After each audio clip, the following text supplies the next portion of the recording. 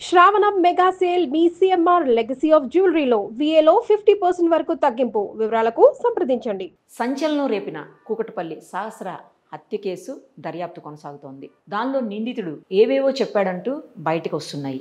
అసలు ఏం చెప్పాడు, దర్యాప్తు చేసినటువంటి ఆఫీసర్స్ ఏం చెప్తారు, ఇప్పుడు వాళ్ళ మాటలను విందాం. ప్రస్తుతం మనతో పాటు బాలనగర్ డీసీపీ సురేష్ కుమార్ గారు ఉన్నారు. ఆయన అడిగి మరింత సమాచారం తెలుసుకుందాం. అసలు అబ్బాయి ఏం చెప్పాడు, ఎందుకు చంపాడు, ఇవన్నీ కూడా ఒకసారి ఆయన అడిగి తెలుసుకుందాం. సార్ నమస్తే. నమస్కారం సార్, చాలా సెన్సేషనల్ కేసు ఇది. దాంట్లో నిజం చెప్పాలంటే చాలా త్వరగా పట్టుకున్నారు మీరు పోలీసులు. ఆ విషయంలో మీకు హ్యాట్స్ ఆఫ్ సార్. చాలా మంచి వర్క్ చేశారు, అసలు చాలా ఫాస్ట్ వర్క్ చేశారు. అసలు క్లూస్ ఇంత కూడా క్లూ లేని కేసులో అంత ఫాస్ట్గా ఒక మైనర్ని అని తేల్చి పట్టుకోగలిగారంటే నిజంగా great sir. Telangana police people's police అని అంటూ ఉంటారు. భద్రత మాదే, బాధ్యత మాదే, ఎప్పుడు మీతోనే ఉంటాం మేము అని చెప్పి, రక్షణ మాదే అని చెప్తా ఉంటారు. ఒక పాట వచ్చేది మీరు ఇంతకుముందు, అది రియల్ ఏమో అనిపిస్తుంది ఈ కేసు చూసిన తర్వాత. అసలు ఏం చెప్పాడు సార్? చాలా స్పెక్యులేషన్స్ నడుస్తున్నాయి, అబ్బాయి అది చెప్పాడు ఇది చెప్పాడని. ఏం చెప్పాడు? యాక్చువల్గా మేము ఆ బాలుని అదుపులోకి తీసుకున్న తర్వాత డీటెయిల్డ్గా మాట్లాడాము. ఒకసారి కాదు, 2 సార్లు మాట్లాడాము. ఒకసారి అయితే వాళ్ళ తల్లిదండ్రుల్ని అతనికి కనపడకుండా ఉంచి వాళ్ళ ముందు కూడా మాట్లాడడం జరిగింది, వాళ్ళ కన్ఫర్మేషన్ కోసం. అది వేరే పాయింట్.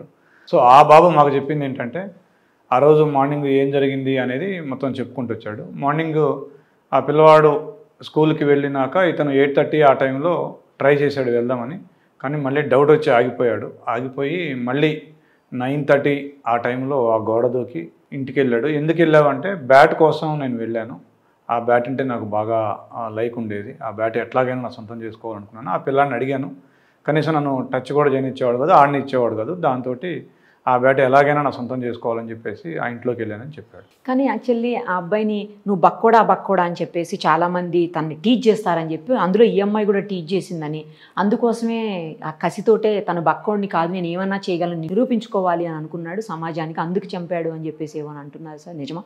ఈ అమ్మాయి అతన్ని టీచ్ చేసిందనేది ఆ అబ్బాయి ఎప్పుడూ చెప్పలేదమ్మా మాకు. సార్ స్పెసిఫిక్ రీజన్ అంటూ చెప్పలేదు. ఆ టైంలో నేను ఏం చేశానో నాకే అర్థం కాలేదు, అలాగా నేను కళ్ళు మూసుకొని పొడి చేశానని చెప్పాడు. కానీ ఈ అమ్మాయి నన్ను టీచ్ చేసిందనే మాట ఎప్పుడూ చెప్పలేదు. ఈ అబ్బాయి చెప్పింది ఏంటంటే, సార్ నేను దాదాపుగా 11-12 ఏళ్ళు వచ్చే వరకు వేరే కాలనీలో ఉన్నారట వాళ్ళు. ఓకే. దీనికంటే ముందు వేరే దగ్గర ఉండేవాళ్ళట. మేబీ నాకు చెప్పింది ప్రశాంత్ నగర్ అని చెప్పిన.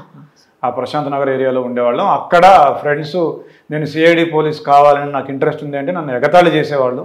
దాంతో నేను ఒక రకమైన ఫ్రస్ట్రేషన్లోకి వెళ్ళిపోయాను, ఎంతో మానసిక వేదన అనుభవించానని మాకు చెప్పడం జరిగింది. ఓకే, మరి బక్కోడా అన్నందుకే నేను అది కాదు నిరూపించుకోవడానికి చేశాను అని అంటున్నాడు. అట్లాగా అది ఏం చెప్పలేదు, బట్ అది అంతర్లీనంగా ఏమైనా అతనికి ఆ ప్రెషర్ ఉందేమో.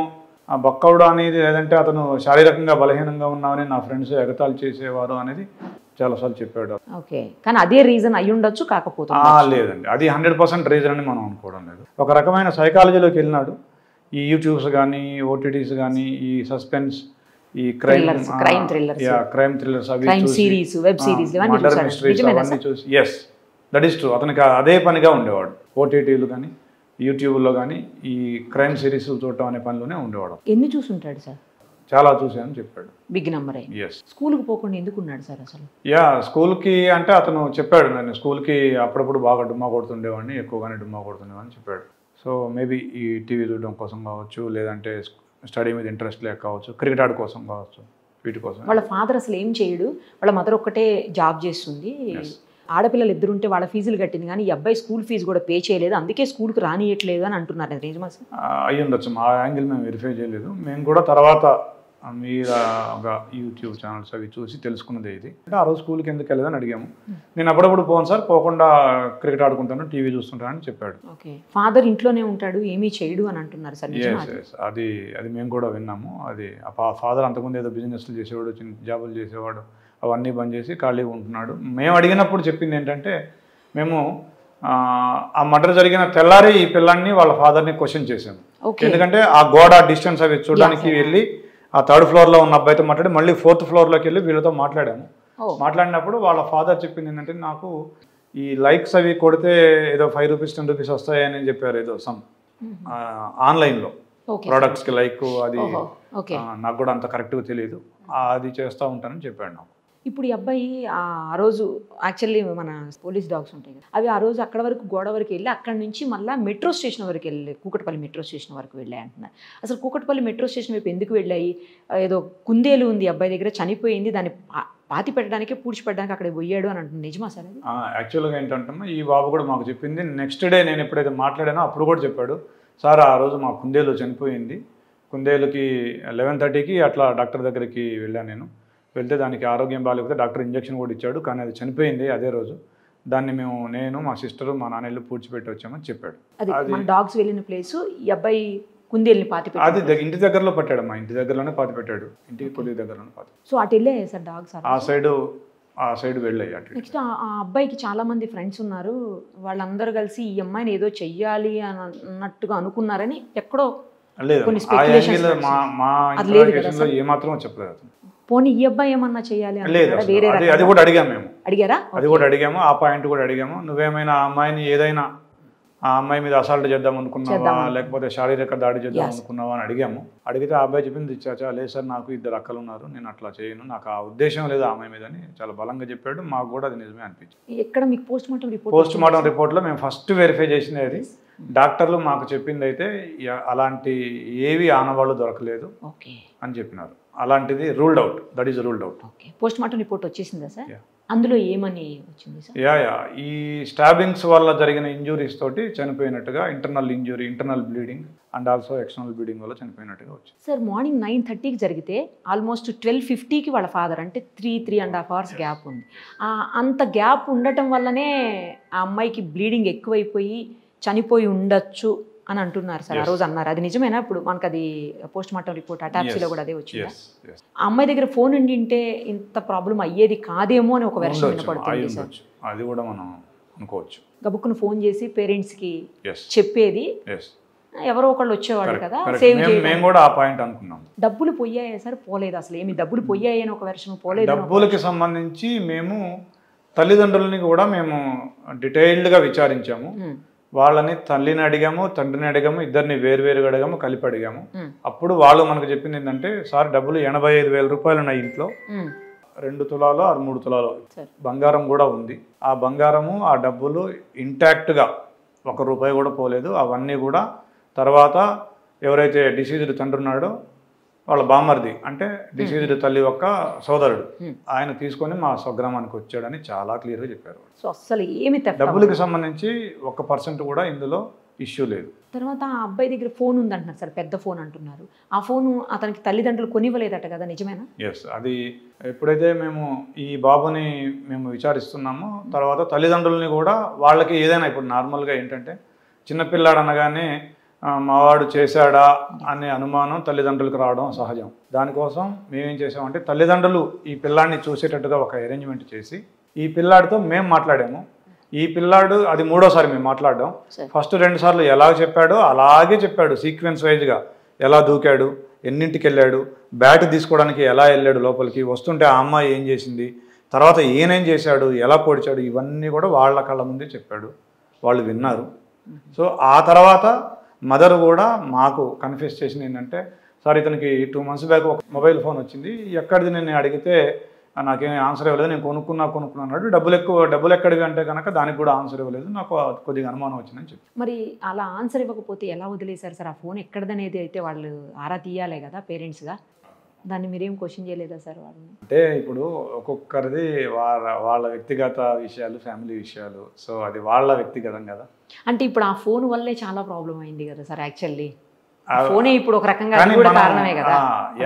నువ్వు ఆ పని ఆ రోజు ఎందుకు చేయలేదని మనం ఈ రోజు అడగలేము. యాక్చువల్గా ఆ పని ఆ రోజు ఎందుకు చేయలేము అనేది అది వాళ్ళ విచక్షణ, వాళ్ళ. అంటే ఆ ఫోనే ఇప్పుడు రీజన్ అయింది. దాంట్లో వెబ్ సిరీస్లు చూడు, దాంట్లోనే ఈ క్రైమ్ థ్రిల్లర్స్, క్రైమ్ స్టోరీ. లేదు, ఆయన టీవీలో కూడా చూసేవాడు. టీవీలో కూడా చూసేవాడు. ఇది సిఐడి అనేది ఒక ప్రోగ్రామ్. సిఐడి అది నాకు బాగా ఇష్టం. సిఐడి ప్రోగ్రామ్ చూస్తూ ఉంటాను నేను రెగ్యులర్గా అని చెప్తా ఉంటాడు. అది కూడా ఒక సీరియల్ సార్ యాక్చువల్లీ.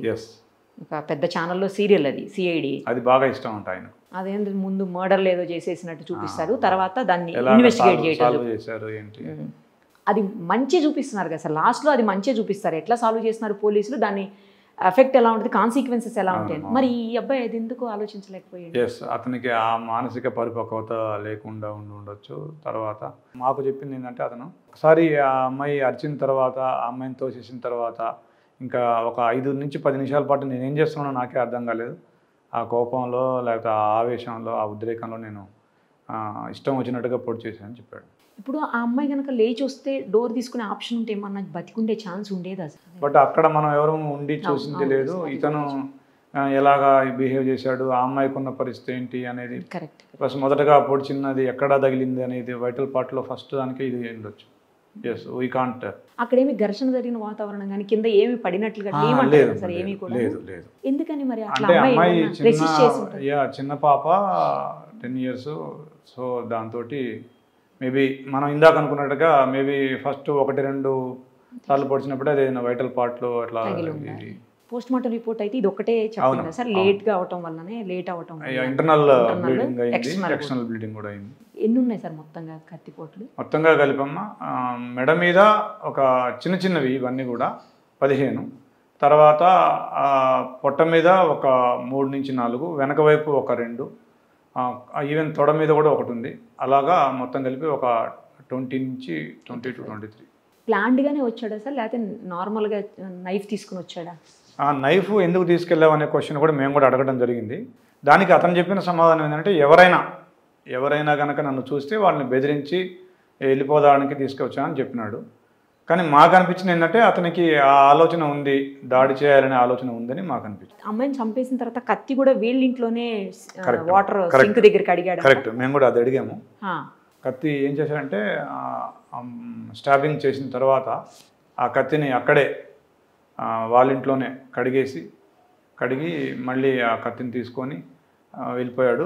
వెళ్తూ అతనికి బ్లడ్ స్టెయిన్స్ ఉన్నాయి షర్ట్ మీద. ఇంట్లోకి వెళ్ళే ముందు వాళ్ళ నాన్న సిస్టర్ ఉంటారు. సో కాబట్టి వాళ్ళు చూడకుండా ఒక ఆరేసిన టీ-షర్ట్ ఒకటి తీసుకుని ఆ దడ్డం పెట్టుకుని వెళ్ళిపోయాడు లోపలికి. వెళ్ళిపోయాక స్నానం చేసి ఈ బట్టలు మళ్ళీ వాష్ చేశాడు వాషింగ్. మరి స్టెయిన్స్ కొంత ఉండే ఉంటాయి కదా సార్ మీద, మరి వాళ్ళ మదర్ గమనించలేదంటున్నా? వాళ్ళ మదర్ కూడా గమనించలేదు. బట్ వాళ్ళ మదర్ మనతో అనింది ఏంటంటే, చుట్టుపక్కల పోలీసులు తిరగటం, తర్వాత ఇతని ప్రవర్తన ఇవన్నీ చూశాక తనకు అనుమానం వచ్చి గట్టిగా అడిగింది, నువ్వు కానీ ఏమైనా చేసావా, ఏంటి ఇట్లా జరిగింది అంటే, లేదమ్మా అన్నాడు. 2వ రోజు కూడా అడిగింది తల్లి. 2వ రోజు కూడా అదే అన్నాడు. తర్వాత ఏంటి నువ్వే నన్ను పోలీసులకి పట్టించేలాగా ఉన్నావే అని కూడా అన్నాడని వాళ్ళ మదర్ చెప్పింది. మరి అప్పుడైనా నువ్వే నన్ను పట్టించేలాగున్నావు పోలీసులకి అన్నప్పుడైనా డౌట్ రావాలి? అంటే నేను చేయకపోయినా అతని ఉద్దేశం అంటే, నేను అమాయకుడిని, అమాయకుడైన నన్ను కూడా నువ్వు పట్టించేలా ఉన్నవే అని అతను అన్నాడని ఆమె చెప్పింది. ఆవిడతో నేను అమాయకుడిని చెప్పాడు. మీరు పట్టుకొచ్చేటప్పుడు కూడా ఆ రోజు ఇంట్లోనే ఉన్నాడంట సార్, స్కూల్కి పోలేదంట? లేదమ్మా, స్కూల్కి పోయాడా? స్కూల్కి వెళ్ళిన తర్వాత తీసుకొచ్చారు సార్ ఈవినింగ్లో? After school. ఓకే, ఇప్పుడు ఎక్కడ ఉన్నాడు సార్? ఇప్పుడు జువెనైల్ హోమ్లో. Thank you.